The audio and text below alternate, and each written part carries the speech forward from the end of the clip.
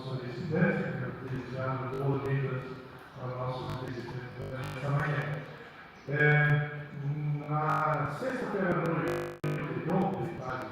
dia todo, tivemos a reunião do sino, e tem um pequeno detalhe que convém dar aviso para a igreja sobre a questão de Bíblias. Cada igreja toma para adotar a Bíblia que deseja.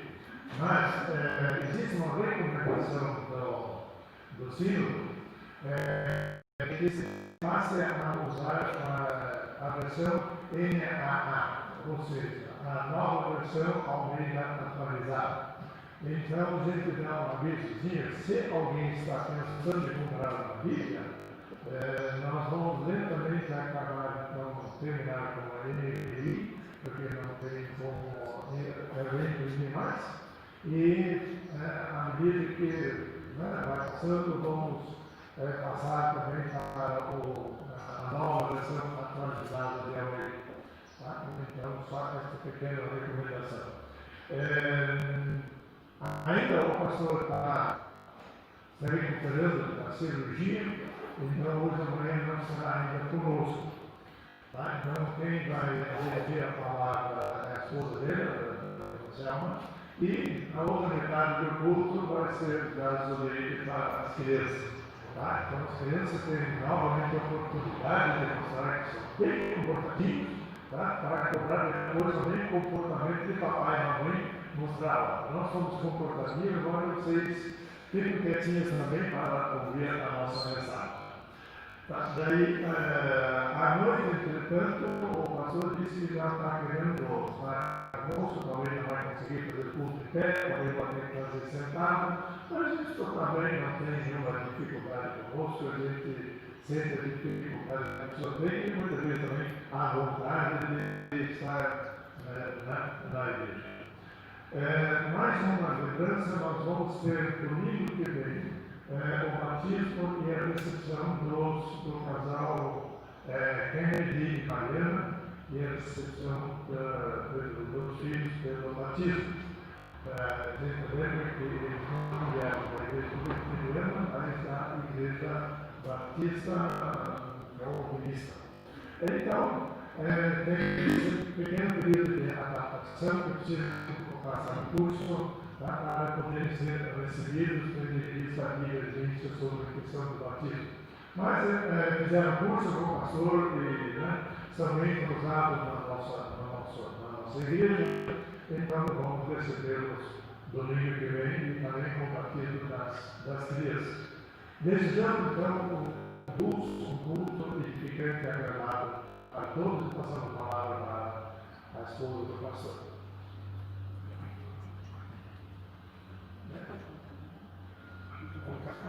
Que Deus te abençoe.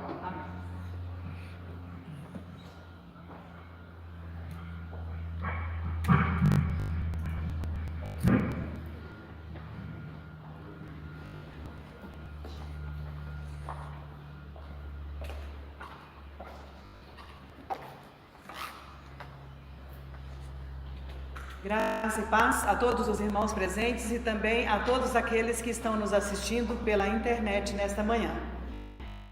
Bendizei ao Senhor, vós todos servos do Senhor, de Sião, abençoe o Senhor, Criador do céu e da terra. Com essas palavras do salmista, irmãos, nós queremos saudar a todos e convidar a todos para o culto de adoração ao nosso Deus nesta manhã. E nós vamos então começar o nosso culto de pé, entoando o hino de número 166.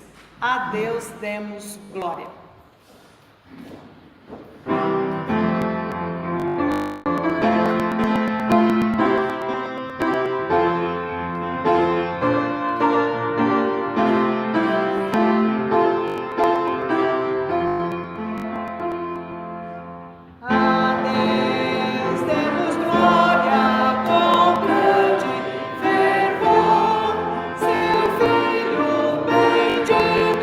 Por nós.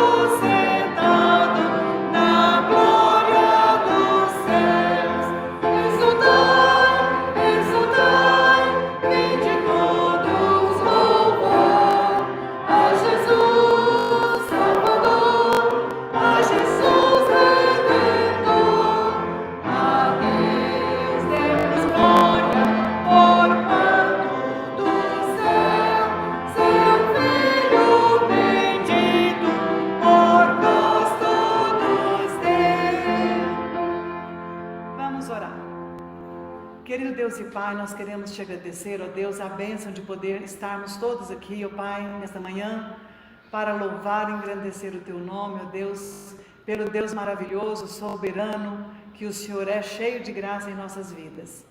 Ó Deus, nós queremos te louvar e agradecer pela oportunidade de cultuar o teu nome, pelo privilégio, pela liberdade que temos, ó Deus, de falar livremente da tua palavra.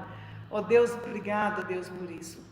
Obrigado, ó Pai, por homens como Martinho Lutero, como Calvino e como outros reformadores que vieram, assim, ó Deus, trabalhar a volta às Escrituras, o reconhecimento de que a graça do Senhor Jesus é suficiente para nós, ó Deus.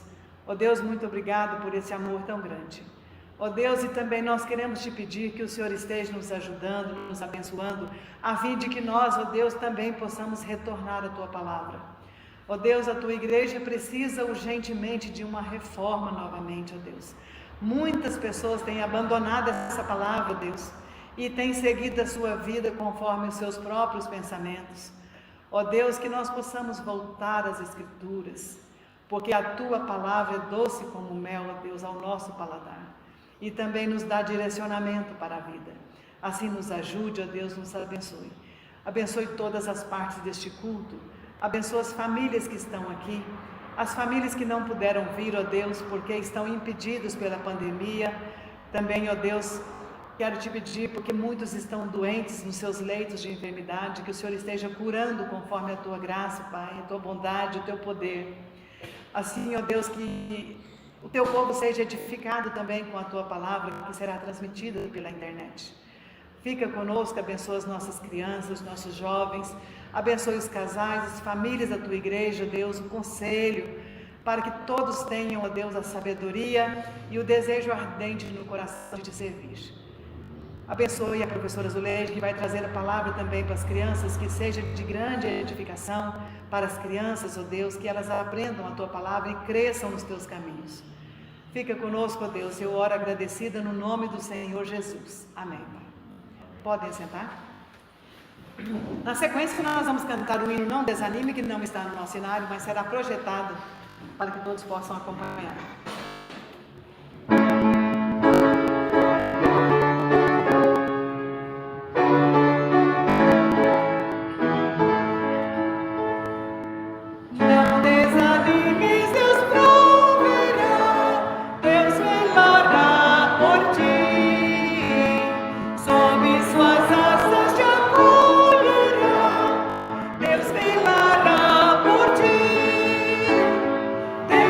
Deus foi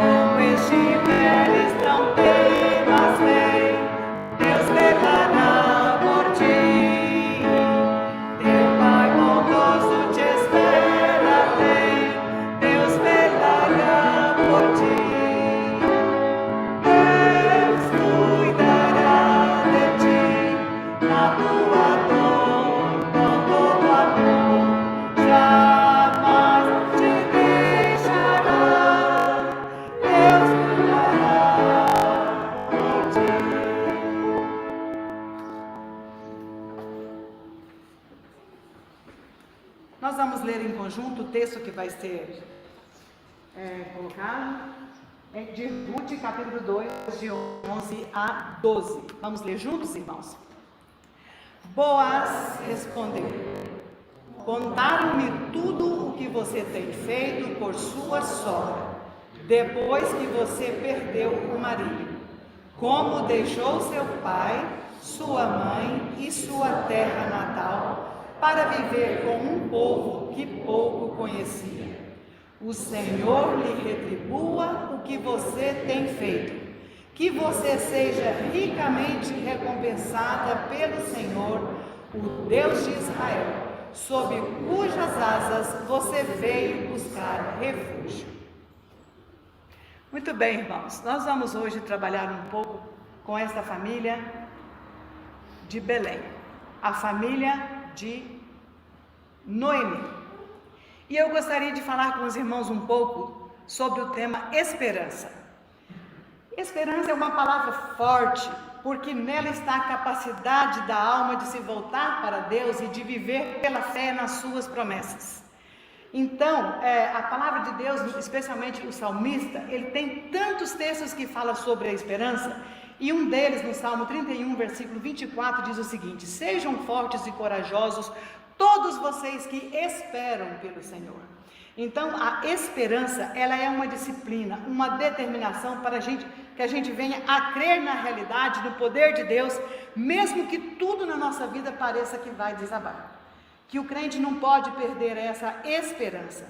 Então, a esperança, ela é um crer que Deus se importa com as nossas vidas, com os nossos problemas, com os nossos dilemas, mesmo quando aquela resposta não venha de imediato.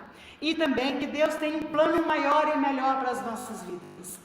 E nós estamos agora, especialmente nesses dias, vivendo tempos muito difíceis, irmãos, muito complicados, muitas famílias têm sofrido muito com enfermidades, com mortes na família, com desemprego na família, com fome muitas vezes. Então hoje nós vamos conversar sobre uma família que viveu nos tempos do Velho Testamento e que essa família também viveu um drama familiar muito grande. E como foi que Deus trouxe de novo a esperança para essa família, trouxe de novo a solução para esta família. Então, a gente vai estudar o seguinte, que essa família de Belém é o seguinte, essa família ela é composta, morava em Belém e quem era a família? Era o pai, a mãe e 2 filhos, uma família comum, especialmente nos nossos dias hoje, né? Então, essa família ela era composta de Elimeleque, Noemi, Malom e Quilion. E nos tempos do Velho Testamento, lá na família judaica, todos os nomes tinham significados. E eu gostaria de mostrar para os irmãos os significados dos nomes dessa família, porque ao longo do estudo vocês vão entender o que foi que aconteceu com essa família. Então veja, Elimeleque, que era o chefe da família, significava o meu Deus é rei. Noemi, que todos já ouviram muito estudo sobre Noemi, é agradável, doce. E o nome Malom significa enfermidade. E o nome Quilion, fragilidade. Gravem esses significados, porque nós vamos entender alguma coisa durante esse estudo. Essa família morava em Belém. E Belém é uma palavra que significa casa do pão. E por incrível que pareça, aconteceu uma coisa lá naquela padaria. Faltou pão. É como se nós fôssemos à padaria e chegássemos lá, eu quero 2 pães, não tem pão. Como pode não ter pão na padaria? Como pode não ter pão lá em Belém, que era o celeiro do país? Mas em Belém faltou o pão. E eu gostaria de chamar a atenção dos irmãos nessa manhã, para vocês pensarem o seguinte: o que é que está faltando lá na sua casa? O pão aqui significa alimento mesmo. O que é que está faltando lá na sua casa? Pense nisso. E é interessante que a Noemi, em certo lugar, ela fala assim: ditosa eu parti. Ela saiu de Belém ditosa. Mas é interessante porque ela tinha comida. Como ela pode ter saído de lá ditosa, né? Bendita, feliz? Que é um texto que faz alusão ao fato dela ter saído de Belém com a sua família completa. A família era uma bênção muito grande. Ditosa eu parti de Belém. E saiu. Irmãos, essa família sair de Belém porque faltou comida é a coisa mais normal do mundo. Qualquer família faria isso. Não tem alimento, eu vou sair. O que ficou errado na família de Noemi foi a escolha que ela fez. A escolha do lugar para onde ela foi. Porque a Bíblia diz que ela saiu de Belém e foi para Moabe. E nós sabemos que Moabe era um território amaldiçoado por Deus. Como pode uma família de israelitas irem para Moabe, que era um lugar amaldiçoado por Deus? Por que Moabe era amaldiçoado por Deus?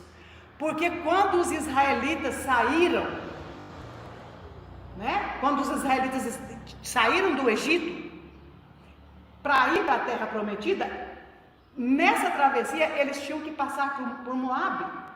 E os moabitas precisavam de ajudar esse povo com comida, com água, né? Com alimentos.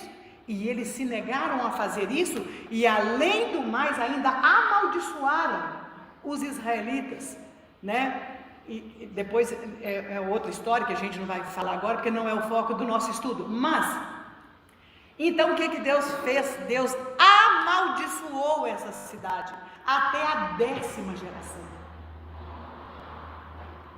Aí eu sou israelita, eu sou do povo de Deus e eu escolho Moabe para ir morar com a minha família. Sabe por quê? Porque eu fiquei sabendo que lá em Moabe tem comida com abundância.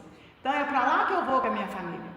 Escolhas erradas. Irmãos, nós temos que tomar muito cuidado com as escolhas que nós fazemos na nossa vida. Escolhas decidem o nosso destino. Lembram de Josué? Vocês vão escolher hoje o que vocês vão fazer da vida de vocês. A que Deus vocês vão servir. Podem escolher. Eu vou dizer para vocês a minha escolha.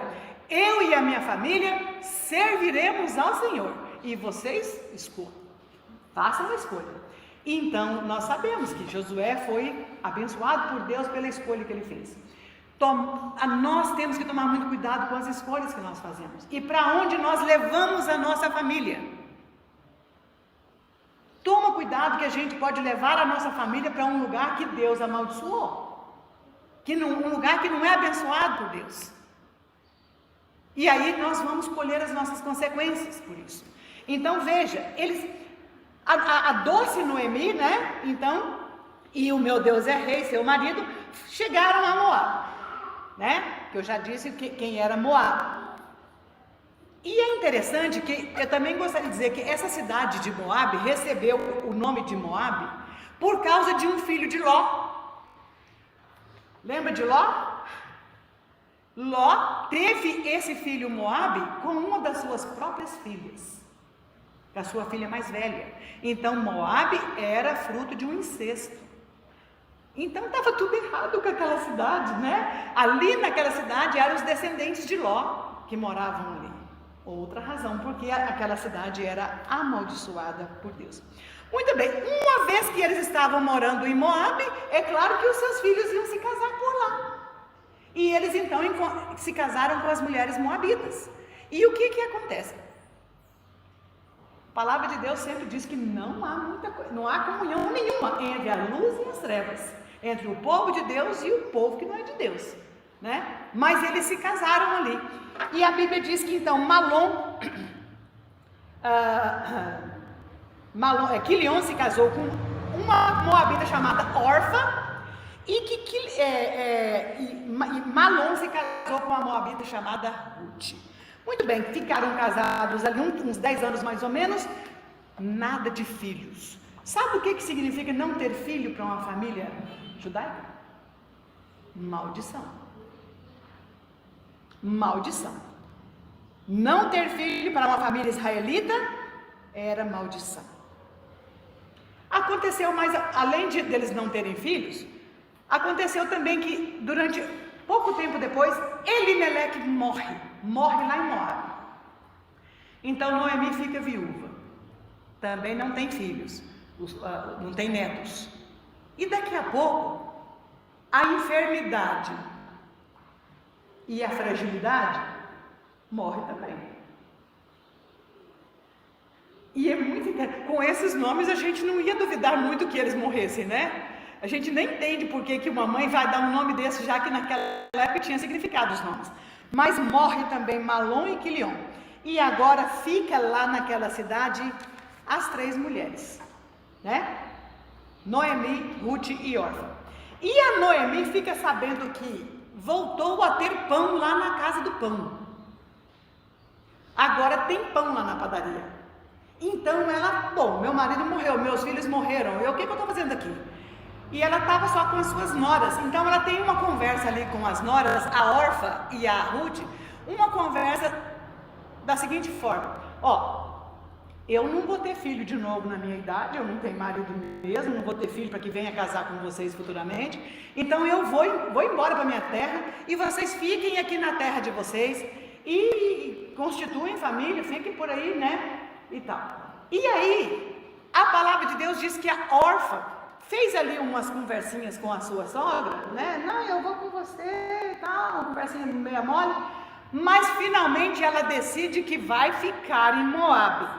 O significado de Orfa é costas. Ela deu as costas para a sua sogra e ficou em Moabe. Irmãos, é a última vez que se ouve falar dessa mulher na Bíblia. O nome dela desapareceu por completo dos registros bíblicos a partir daí. A Ruth, ela fez o seguinte: ela virou-se para sua sogra, que era uma mulher teimosa pelo jeito, a Noemi, e a Ruth mostrou que era mais teimosa do que ela ainda. Ela disse o seguinte para sua sogra: não precisa você insistir para que eu te deixe, porque aonde quer que você vá, eu vou também. Aonde você deitar, eu vou deitar. Aonde você levantar, eu vou levantar. E aonde você for, eu vou. O seu povo vai ser o meu povo. E o que é mais bonito nessa história, ela disse: o teu Deus será o meu Deus. Nesse momento a Ruth se converte. Ela aceita o Deus da sua sogra.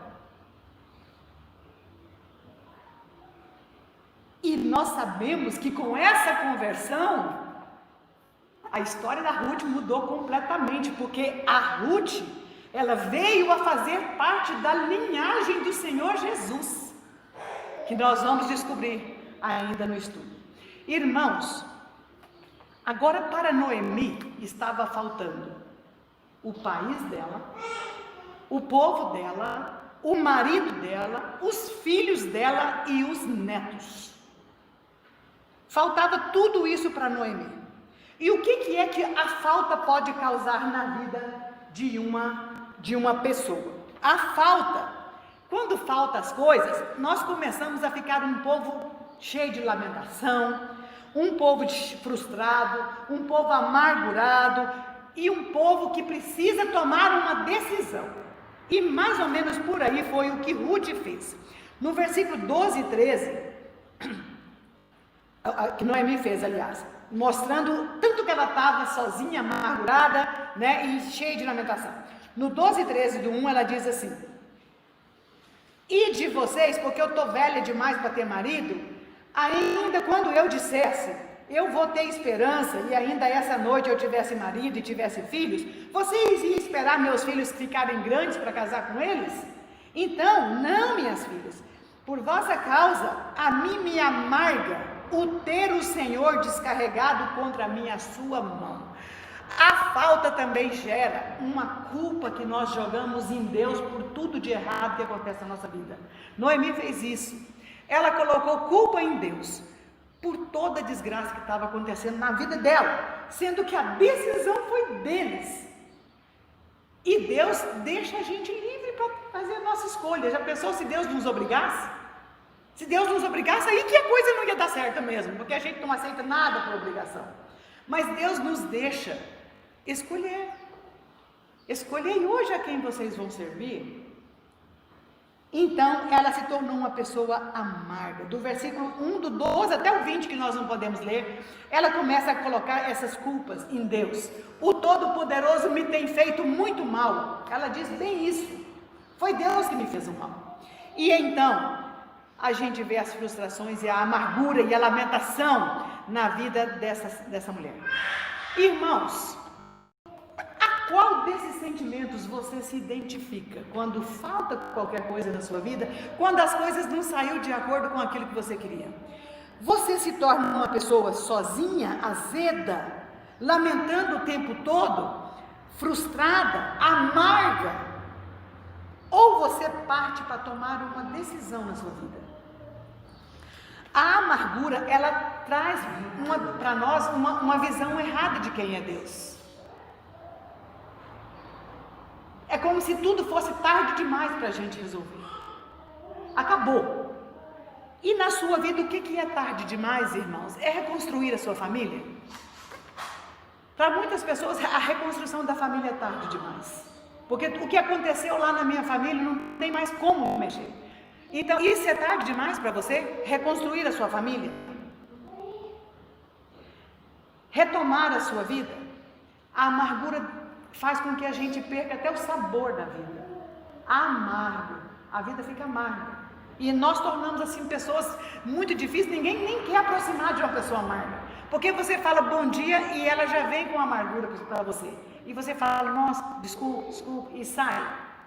É complicado você lidar com a pessoa. Como é que está o sabor da sua vida? É amargo. Não, Noemi toma uma decisão, eu vou voltar. Aí ela volta para Belém é claro, com a sua nora Ruth. E chegando em Belém, irmãos, acontece uma coisa engraçada, que ia acontecer em Ponta Grossa também, em qualquer lugar. Quando ela chega lá em Belém, todo mundo ficou, uai.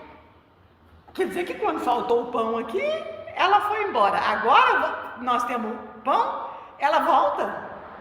Aí a Bíblia diz que começou um alvoroço, sabe entre quem? Entre as mulheres. Por que será? As mulheres começaram umas com as outras. Quando viu Noemi voltando, não é essa Noemi? Mais ou menos assim, foi embora quando tudo estava ruim, agora tudo está bom, ela volta, né? Feio, né? Ele poderia abraçar a mulher e receber, não. Se volta contra ela, né, brava com ela. E a Noemi, ela vai diretamente e diz o seguinte, ela usou de sinceridade e de franqueza, né? Ela diz o seguinte, não me chame mais de Noemi, me chamem agora de Mara. Mara significa amargo.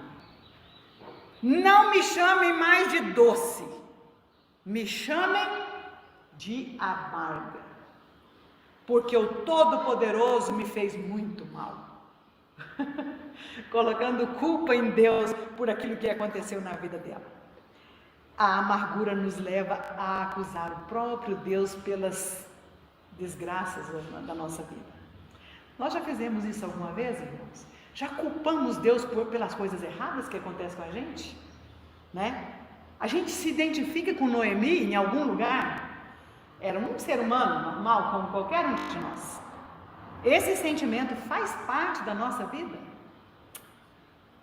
Gente, a amargura ela é igual cabelo branco. Se a gente não tirar o primeiro fio de cabelo branco, sabe o que acontece? Eles vão tomar conta da nossa cabeça. A gente tem que tomar conta do primeiro fio, né? Agora vamos mudar o quadro da Noemi? Assim como Deus também pode mudar o quadro da sua vida? Os sinais de esperança que vêm agora para Noemi. Deus não se escandaliza com Noemi. Ele sabe tudo que vai ali dentro daquele coração. E Deus então, Ele usa de misericórdia com Noemi, trazendo pão de volta para a sua cidade e também reconquistando o coração de Noemi. Gente, o maior sinal de esperança que Deus trouxe para Noemi foi uma pessoa. Ruth. Deus presenteia Noemi com Ruth, amigas de alma. Deus trabalha com a teimosia de Noemi, colocando alguém mais teimosa do que ela ainda. Não precisa de você insistir para eu ficar aqui não, porque eu não vou ficar. Eu vou com você, né? Até aqui você deu as cartas, mas a partir de agora eu vou com você. Irmãos, Deus também age nas nossas vidas colocando Ruths. Ele coloca pessoas em nossas vidas. Que pessoa tem sido Ruth na sua vida? O que significa Ruth? Amizade. Por isso ela seguiu com a sua sogra. Que pessoa tem sido Ruth na sua vida? E você tem sido Ruth para alguém? Na vida de alguém? Outro sinal que Deus deu para essa família é que essa família voltou para Belém no tempo das colheitas. E isso mudou muita coisa. Porque havia alguém colhendo ali, era um homem chamado Boaz, e ele era meio parente de Noemi. Na tradição judaica, para se casar com a Ruth, que era viúva, tinha que ser alguém parente. Mas havia outro parente na frente de Boaz. Então Boaz tinha que lidar com uma situação burocrática muito grande até que ele pudesse se casar com Ruth. E o nome de Boaz significa velocidade. E vocês não fazem ideia da velocidade com que Boaz tratou dos assuntos burocráticos e se casou com Ruth. Se casou com a Ruth e aí agora a Ruth tem um bebê. O futuro de Noemi brilhava novamente, porque agora ela é avó. Ah, não, mas esse menino não tinha sangue da Noemi? Ele não tinha sangue da Noemi. Mas sabe o que diz no versículo 4 de 1? Não, versículo 4. Capítulo 4, aliás. Capítulo 4. É de 1 a 12, nós não vamos ler tudo isso. Mas aqui, ó, Boaz casa com Ruth, tá? E em algum lugar aqui que desculpe, eu não gravei, mas diz que Ruth era, se alguém achar depois pode falar, Ruth era para Noemi, valia mais do que 7 filhos. E também naquela tradição, o bebê seria neto da Noemi. Então a Noemi agora deixou de ser Mara e voltou a ser Noemi novamente, doce. Deus foi bom para Noemi a despeito das dificuldades, das tristezas e das próprias faltas dela. Deus é bom conosco também a despeito de tudo que a gente faz de errado, irmãos, porque não são os nossos méritos que faz com que Deus lembre da gente, porque se fosse assim nós merecíamos o inferno, porque todos os dias, todos os momentos, por palavra, por pensamento e por obras, nós estamos entristecendo o Espírito Santo do Senhor.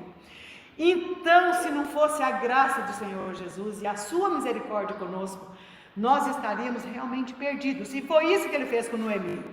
Ele se voltou para Noemi com a sua soberania e bondade, com tanta alegria que ela nem imaginava. Além dela ter esse neto, Obed, que significa servo, ela teve esse neto numa época linda, e ela nem imaginava que Obed seria um elo muito grande para o nascimento do Messias. Deus usa Ruth, uma moabita, para se casar com Boaz, para ter um filho que se chamava Obed, que tiveram um filho que se chamava Davi, para qual descendência veio o nosso mestre e Senhor Jesus. Irmãos, Deus também está preparando uma nova etapa para as nossas vidas. Seja lá o erro que foi que você cometeu, Só existe um pecado que Deus não pode perdoar. É a blasfêmia contra o Espírito Santo. Todas as outras pecados que você cometeu, as outras falhas suas, todas Deus pode perdoar. Pode perdoar e te trazer de volta. Então, seja lá qual for o pecado que você cometeu, Deus está preparando uma nova etapa para a sua vida. Um tempo de colheitas. Basta que você, então, realmente se volte. Tome essa decisão de voltar-se para o Senhor. Deus sempre age no seu tempo. A história de Noemi e Ruth mostra que, ainda que tudo vá mal, nós não devemos perder a esperança, porque Deus pode mudar completamente a nossa história. Então, que Deus nos abençoe, nos ajude, que essa mensagem fale no seu coração e que haja mudança e que haja um tempo de esperança também para você e para a sua casa. Que Deus nos abençoe. Amém. Vou passar a palavra para a professora Zuleide.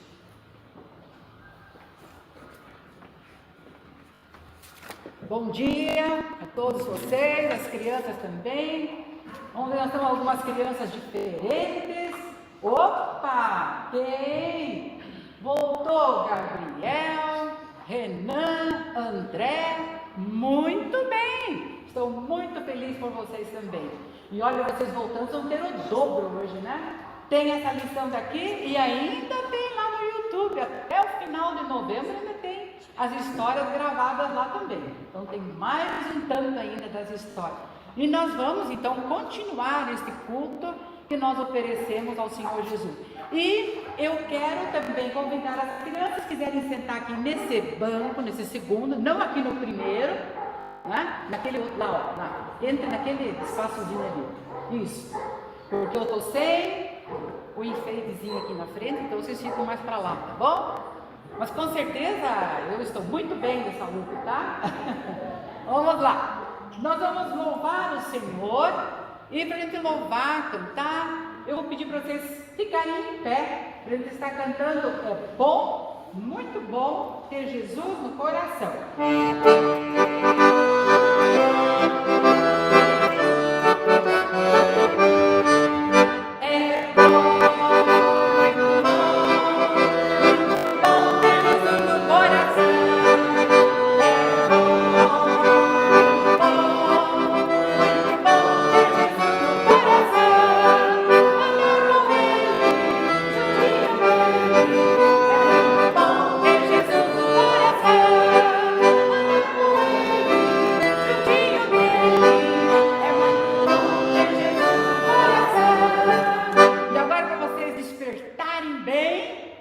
Cada vez que tem a palavra bom, não canta, tá?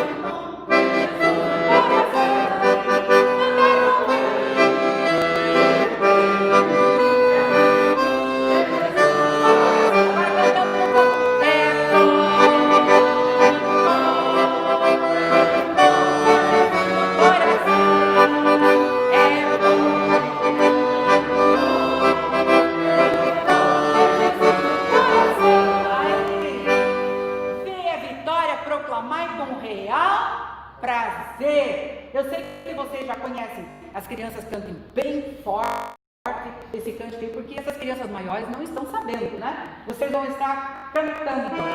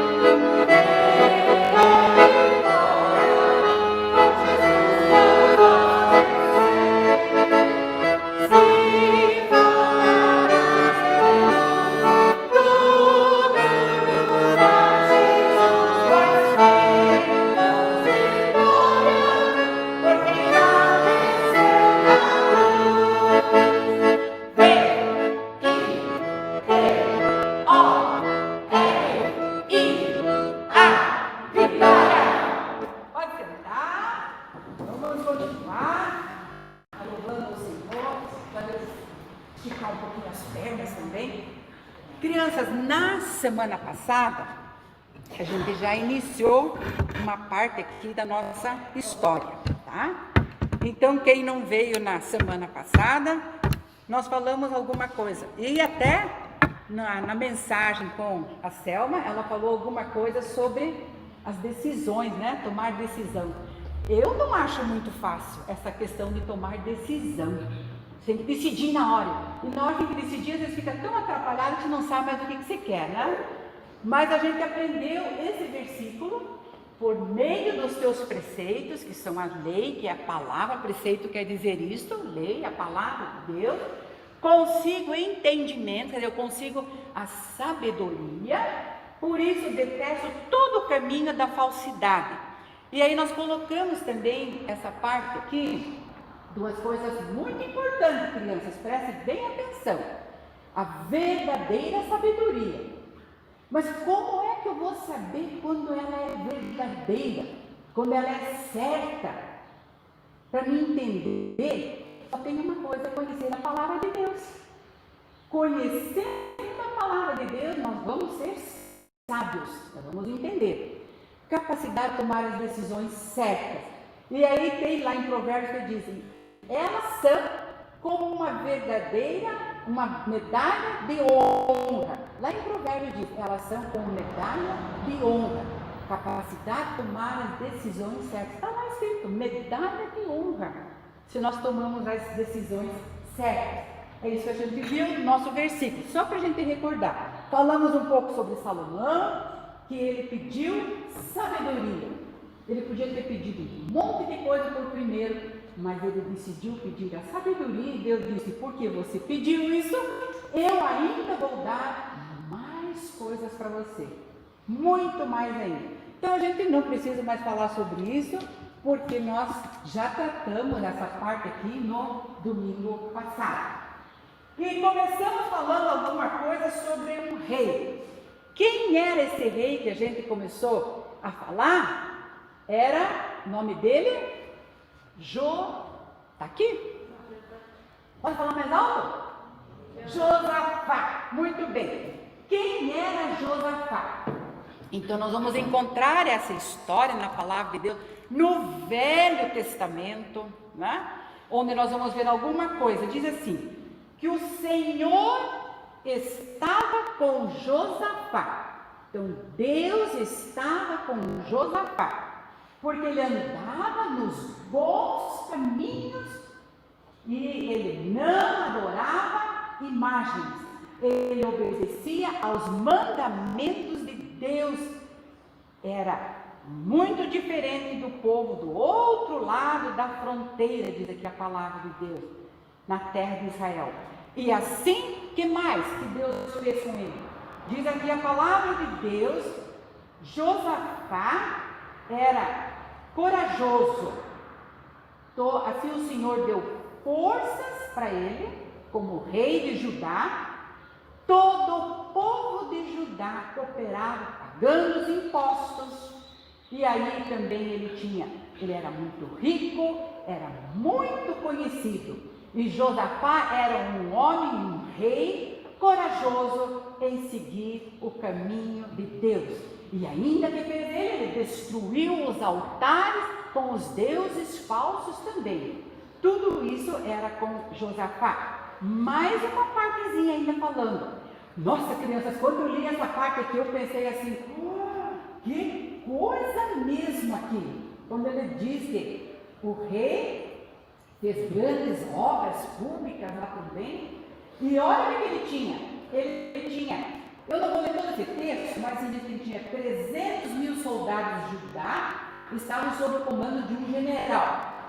Eram 5 os generais. Somando todo esse exército, criança, vamos colocar mais ou menos, né? Porque não cabe nem aqui dentro da igreja, fosse todo o exército dele. Somando todo o exército de Josafá, ele tinha 1.160.000 soldados. Toda a cidade, toda todo lugar. Eram homens que foram treinados, preparados em todas as casas. Ele podia, se ele precisasse, ter esses soldados com ele também. Tinha tudo isso. E daí ele disse, fora, olha, tinha tudo isso, fora aqueles que o rei colocou nas cidades fortificadas por todo o país. Olha, muito mais. Então esse aqui é o Josafá, um homem temente a Deus, um homem que consultava a Deus, um homem que buscava também a escolha das coisas, ele buscava a Deus. Mas sabe, crianças, é uma recomendação da palavra de Deus. Nós pedimos sempre a sabedoria, porque lá está escrito mesmo. Se você está precisando de sabedoria, lá está escrito. Deus diz, peça para mim. Peça para mim. Ele mesmo diz para nós. Quando a gente ora, a gente pede para Deus as coisas, Senhor, Deus, não vai precisando. Ele diz, então peça. Peça a sabedoria que eu vou dar. Às vezes ele fica todo atrapalhado, assim, nas situações, ele está dizendo, pode pedir. E ele também deve ter pedido muitas e muitas vezes para ter tudo isso aqui com um homem desse aqui. Bem, esse é Josafá. Esse homem que realmente estava ali junto com o Senhor. Então Deus deu ao povo de Judá esse rei bondoso. Um homem que acreditava em Deus. Mas aqui a palavra de Deus agora vai dizer que Josafá, um dia, foi fazer uma visita, foi convidado para ir lá num outro rei. E esse rei, ele chamava-se Acabe. Essa história aqui está muito parecida quase com a história lá dele. Eu acho que essa é uma cópia de mim, né? Acabe. Quem era Acabe? Olha, se eu olhar para a cara do Acabe, o que vocês imaginam? Acabe. É acabado mesmo, é acabado. Não sei o significado aqui. Mas Acabe, provavelmente, pela história que eu vejo aqui também na palavra de Deus, esse era um homem mau. Não era um rei temente a Deus. Não buscava a presença de Deus. Ele não tinha um exército tal como o do rei Josafá. Também não. Mas ao invés de adorar a Deus, ele tinha os deuses que todo aquele povo tinha também. Bezerros, estátuas. E eles clamavam e pediam também para esses deuses.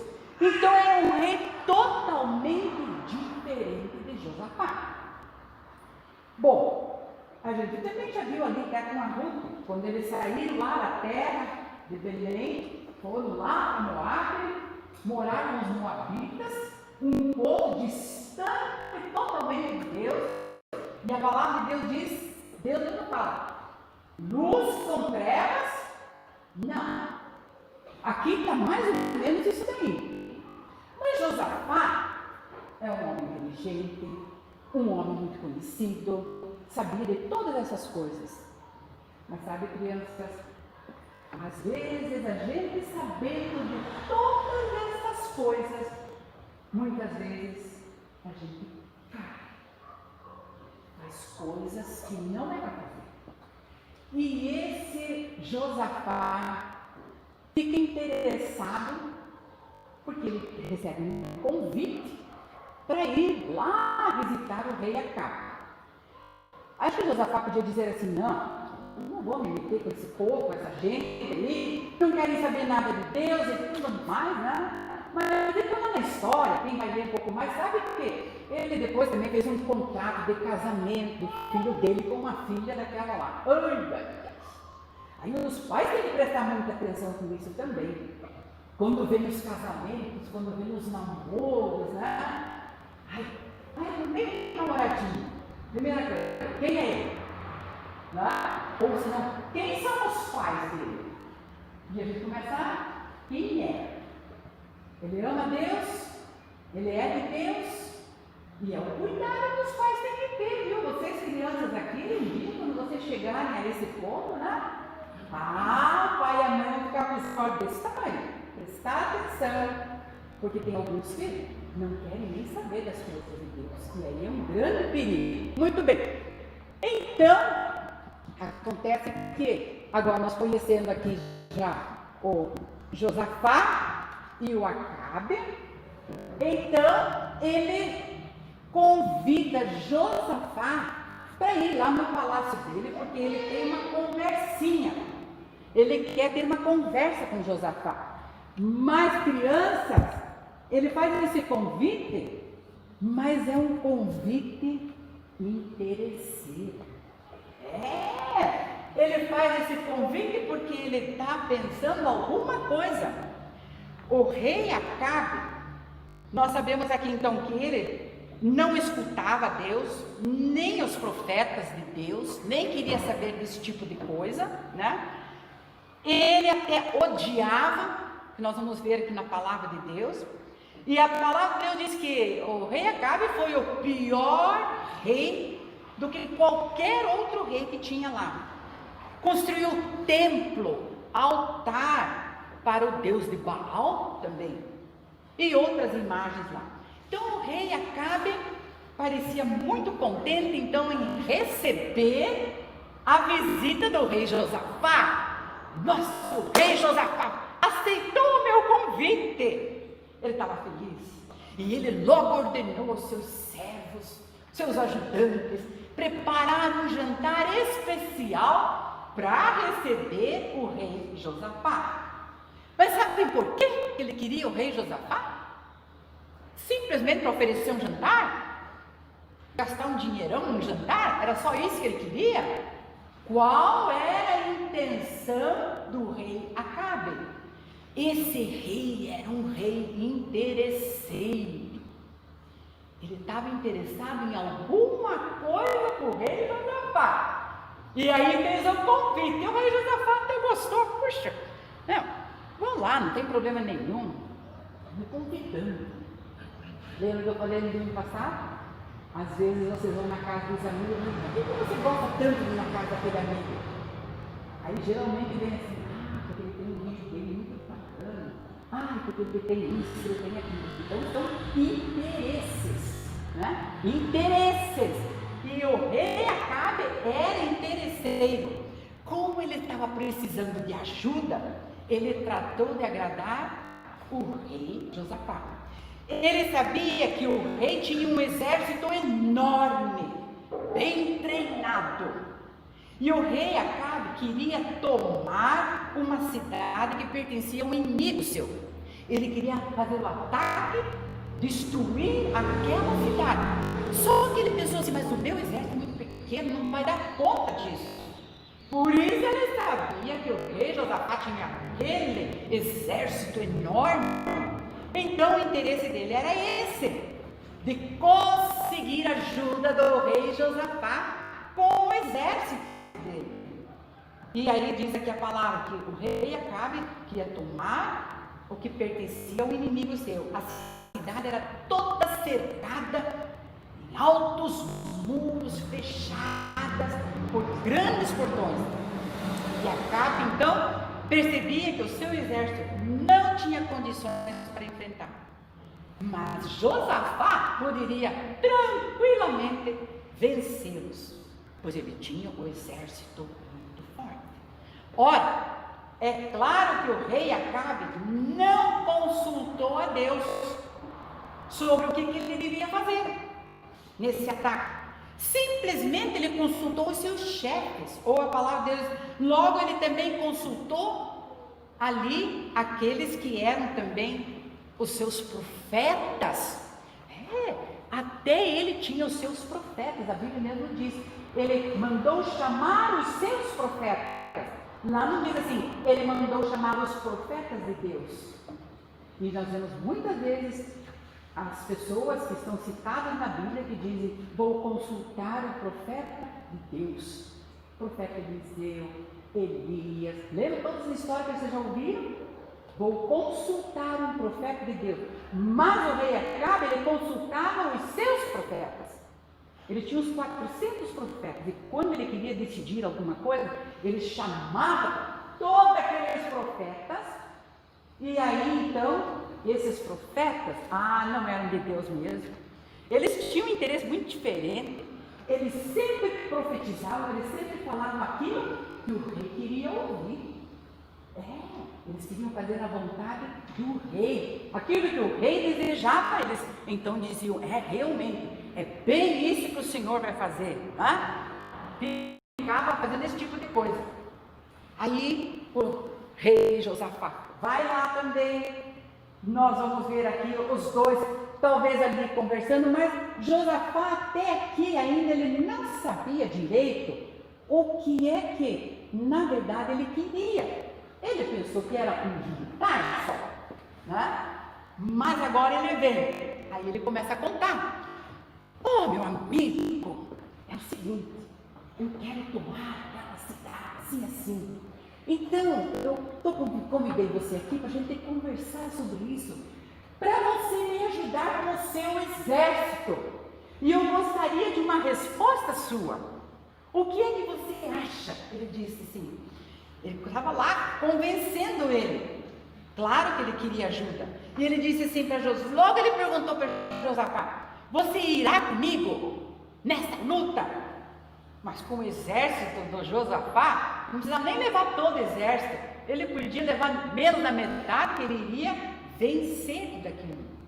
E Josafá, presta atenção agora, criança. Josafá estava disposto a ir. Nossa! Mas antes disso, olha só o que ele disse. Antes disso, ele disse então ao rei Acabe: mas antes eu gostaria, primeiramente eu preciso ouvir a palavra do Senhor. Precisamos consultar o Senhor, conhecer a vontade de Deus. O que é que Deus pensa?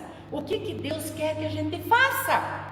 Ele colocou bem assim: não, eu vou com você, mas antes eu quero saber o que Deus acha disso. Você acha que Josafá, falando isso, Acabe gostou dessa conversa? Não, ele queria que Josafá dissesse assim: eu vou com você, legal, gostei, vou com você, sem problema nenhum. Ficar animado com isso. Aí ele disse: não, eu vou com você, só que vou consultar a Deus. Vamos consultar a Deus. Deus não entrava no cardápio, não entrava na vida do Acabe. Mas como ele precisava daquele exército, até quem sabe ele ia permitir isso. Ele disse: vamos conversar com o Senhor. Ele não gostou disso, mas enfim, ele queria agradar a Josafá. E Acabe então mandou chamar seus profetas. Os dois reis ali aguardando os seus profetas. Então Acabe chamou os seus 400 profetas. Gente, é profeta que nem cabe aqui, né? Vamos colocar alguns aqui só. Chamou os seus profetas para fazer aquela pergunta também. Ele estava pedindo. E talvez, aí eles disseram assim: sim, majestade, o Senhor pode subir, vai à luta, vai, porque o Senhor vai triunfar, vai ter a vitória, porque o Senhor entregará nas mãos do rei aquele exército. Eles até jogam Deus no meio disso aí, até jogam isso. Tem muita gente que não crê em Deus e aí às vezes usa o nome de Deus também. Com o nome de Deus. Eles disseram isso aqui mesmo: sobe, vai, pode ir, rei Acabe, o Senhor entregará nas mãos desses inimigos. E era justamente o que o rei Acabe queria ouvir. Ele queria ouvir isso, e provavelmente, crianças, ele deu um sorriso e aí concordou. E os falsos profetas, por sua vez, teriam pensado: ele está feliz com a nossa decisão. Nós vamos ganhar muito dinheiro com ele, porque a gente está só falando coisa boa para ele, que agrade a ele. Vamos ganhar dinheiro, vamos ganhar terra. E é assim que os profetas pensavam: quanto mais nós agradarmos o rei, mais nós vamos encher os nossos bolsos. Vamos agradar, vamos falar isso. Às vezes a gente sabe que a pessoa está errada dentro da palavra de Deus e a gente não tem coragem de dizer, olha, está errado o que está fazendo. E aí a gente tem que agradar, não vai perder a amizade, mas ele diz, mas se eu falar, eu vou perder a amizade. E eu não quero perder a amizade dessa pessoa. Isso não é ser sábio, não. A gente tem que ver aqui. E eles ficaram ali pensando, nós vamos ganhar casa, terra, ouro, joias. E é na realidade assim que os falsos pregadores muitas vezes trabalham hoje, crianças. Tem muita gente, tem muitas igrejas que também querem agradar as pessoas, né? Querem fazer conforme o agrado das pessoas. Às vezes talvez até você pense assim. Eu sempre digo assim, nós não precisamos ficar agradando as pessoas assim, se adaptar à palavra, e não a palavra ficar aí, né? A gente tem que adaptar as coisas conforme o gosto das pessoas, não. Nós precisamos adaptar as pessoas conforme o gosto da palavra de Deus. Se não for isso, paciência. Mas a palavra de Deus é essa. Você gostou? Não gostou? É essa. E tem muitas vezes pessoas que querem não perder as pessoas, querem ter as igrejas cheias. Então começa a falar coisas que agradam aos ouvidos das pessoas e não o que é aos ouvidos de Deus. E eles pensavam dessa forma também. Aí eram falsos pregadores muitas vezes. Que tristeza nós vemos. Mas o mensageiro de Acabe, aí então, ele pergunta, faz uma perguntinha assim, escuta, Josafá falou assim, mas você não tem nenhum profeta de Deus aqui? Ele fala, né? Ele diz, você não tem nenhum, só esses profetas aqui? Aí ele diz assim, eu tenho um aqui, chamado Micaías, mas eu não gosto muito dele, porque tudo que ele fala, tudo que ele profetiza é contra mim. Eu não gosto desse profeta. E é o profeta de Deus. Ele não gostava. Ele só fala coisa que eu não gosto. Agora os meus aqui, eles falam aquilo que eu gosto. Eu não tenho esse. Josafá disse, traga esse. Eu quero ouvir a profecia dele. Eu quero ouvir o que Deus fala através dele. Estão entendendo? Crianças grandes, crianças pequenas?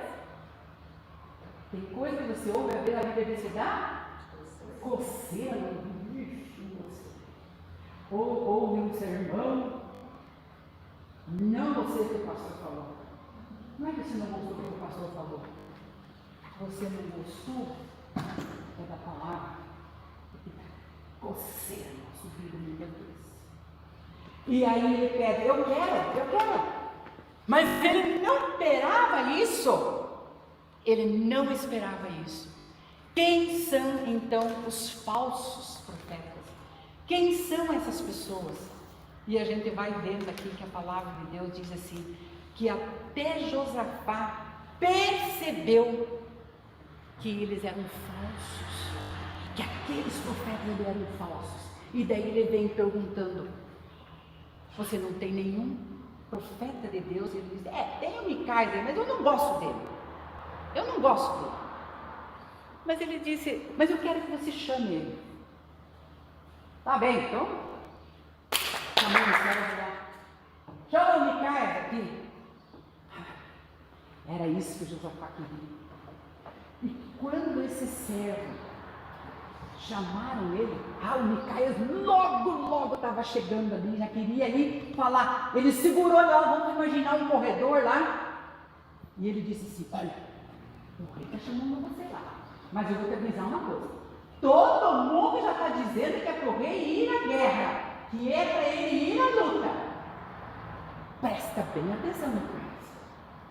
Eu quero que você fale a mesma coisa do que aqueles outros 400. Não vai dizer uma palavra diferente. Olha só, eu estava instruindo. Sabe aquele ser cúmplice do pecado do outro? O negócio é assim. Eu falei para fulano que era isso. Quando ele perguntar, você disse que é isso. Combinando as mentiras. sim, ele chega lá e fala: Micaías, é melhor agora você concordar com o que dizem os outros 400 profetas. Eles dizem ao rei só coisas boas, justamente aquilo que o rei quer ouvir. E faça você o mesmo. Você entendeu? Aí o Micaías disse: bem, domingo que vem nós continuamos. Tá? Domingo que vem nós continuamos e vamos ver ainda o que é que vai acontecer. Quem vai vencer em tudo isso aí? Que Deus abençoe vocês. Vamos continuar, né, cara? Vou tirar isso.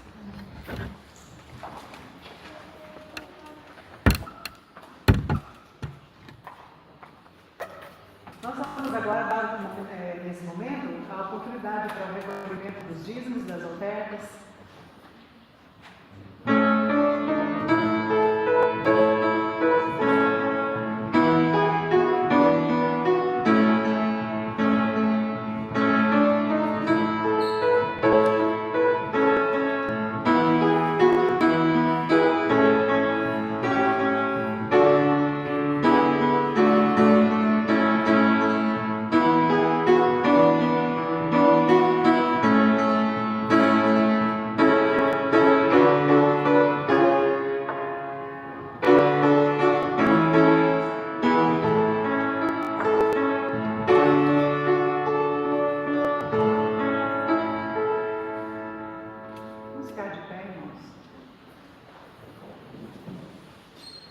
Eu vou despedir os irmãos com um texto da palavra e na sequência nós vamos cantar o Amém Tríplice e finalizar o nosso culto.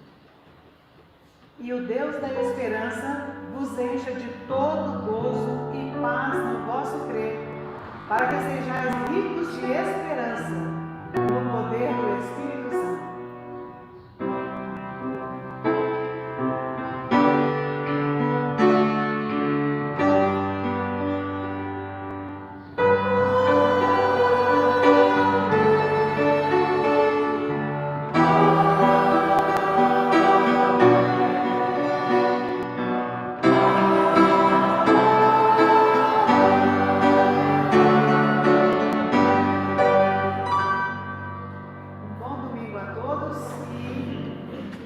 Teremos o nosso culto vespertino, convidamos a todos para estarem presentes.